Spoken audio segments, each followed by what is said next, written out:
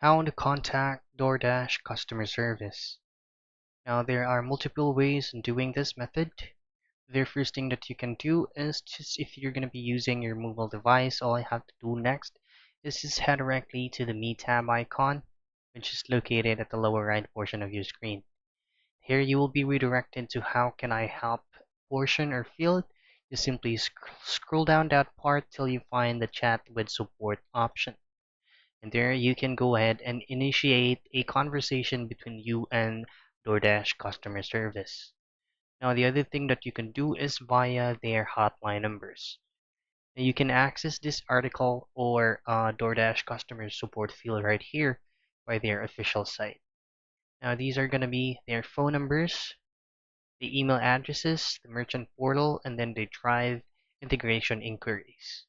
So those are the things that you can do for you to be able to coordinate or to locate the customer service in DoorDash.